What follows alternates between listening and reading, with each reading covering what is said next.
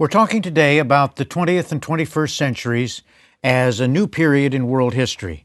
This is the first of 8 discussions we'll have about contemporary developments in world history's perspective, and indeed the period is best known as the contemporary period because although it began in the 20th century, in most respects it seems to be continuing into the 21st. For how long, we obviously don't know. Any new period in world history raises issues of selection of major themes. It's never magical or automatic to make sure you've identified the right things, but this new period in world history is obviously particularly challenging, and I always stress with world history teachers that if they don't find the 20th, 21st centuries the hardest, possibly the most interesting, but the hardest period to deal with, they may be doing something wrong. There are several ways to state the challenges. The first one, and I really want to mention this, though it's a little bit oblique to the main point. The first one is to make sure that as we talk about developments over the past century, we make sure to maintain contact with earlier patterns, with the characteristics of some of the individual major civilizations, with earlier processes that had been established in world history, because there's a danger of all of a sudden jumping into the excitement of change and tumult and forgetting that there is a history that went before. So this is a new period. I don't see any reason to engage in sterile debates about whether 1914 and World War I usher in a new period. It's well established. It would be fairly silly to challenge it. But it's not a period that stands in isolation from what went before. And this raises challenge number 2, a little more specific. Although it's a new period, there is obviously carryover from what happened in the long 19th century as well as even earlier. For example, the influence of the West continued to be very strong on into the 21st century, particularly perhaps in the area of culture, to some extent in terms of political institutions, and certainly still in world economics and military power.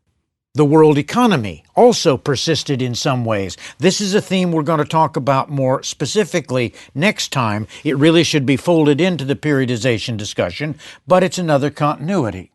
And if we argue, as we briefly did, that one can trace the limited beginnings of modernization in the latter part of the long 19th century, clearly modernization blossoms further, with all the cautions attached to the concept, in the contemporary period. So, novelty, yes, I think it's valid to say new period, but the spillover is unsurprising and significant. The 2 key issues, however, in dealing with the contemporary period in world history that we didn't have in previous periods, the 2 key issues involve the recency and complexity of developments over the past century, and the simple fact that we don't know the end of the story.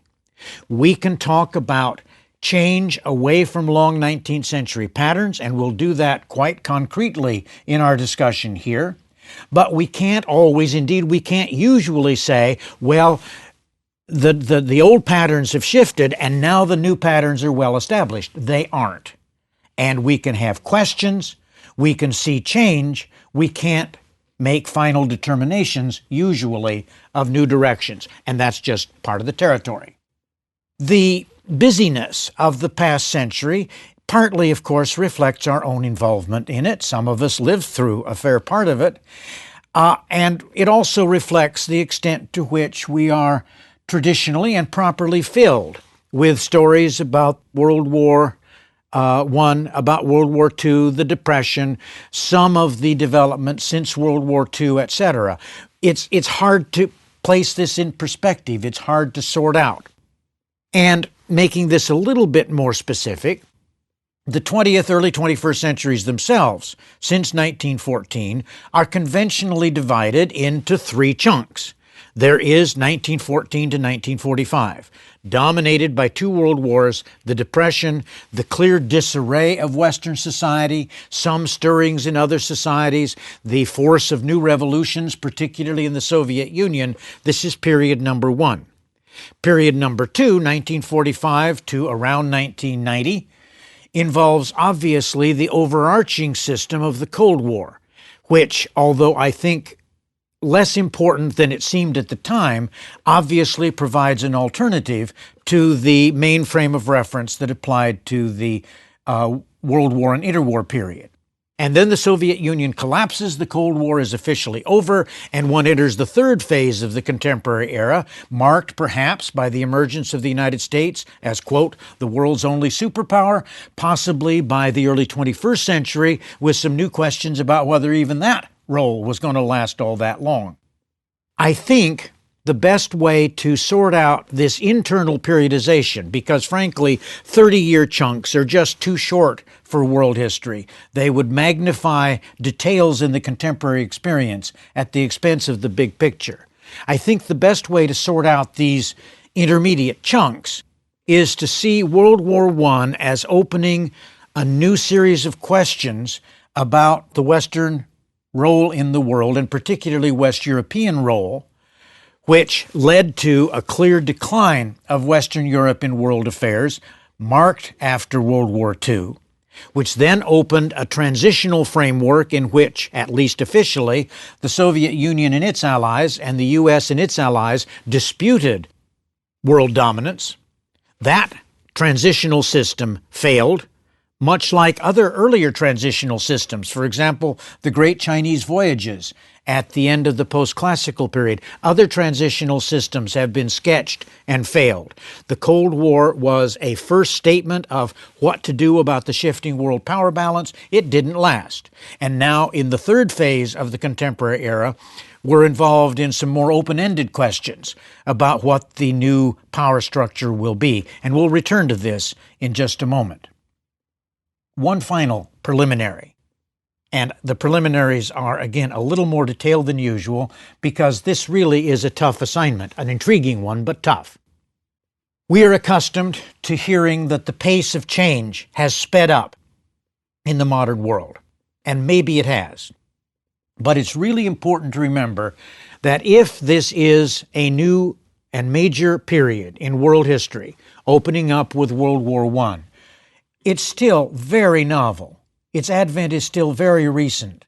So it's not totally surprising that some of the details have yet to be worked out. Some of the new themes have yet to be fully established. Change may well speed up, but we don't want to exaggerate that process. It takes a while for any world history period to sort itself out, and I think that's clearly involved here. All right, what are the new themes? I want to begin by sketching a few possibilities, most of which yield this nagging question, well, what's the actual novelty here? What's the definite new pattern?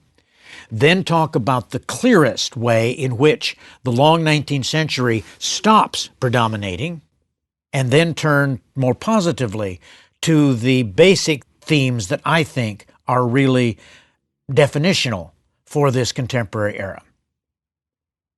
Socially, if you look at the world in 1900 or even 1914, the dominant social class in most societies, a couple of exceptions to be sure, including the United States, the dominant social class in most societies was still the landed aristocracy, the class that had loomed so large in the history of agricultural civilizations for many centuries. By the early 21st century, while landed aristocrats still played some role in some cases, the aristocracy is really pretty well gone, a huge change in the fabric of world social structure. And it had been replaced, and here I think we can see what came next. It had been replaced by a new kind of middle class, upper business, professional class, sometimes mixing in government bureaucrats, that thought of the world more in industrial than in agricultural terms, more in urban terms than in rural, more in managerial structures than in terms of private land ownership, a really significant shift. This is one way to say this is a new period, and in this case, we can even put a face on the next pattern.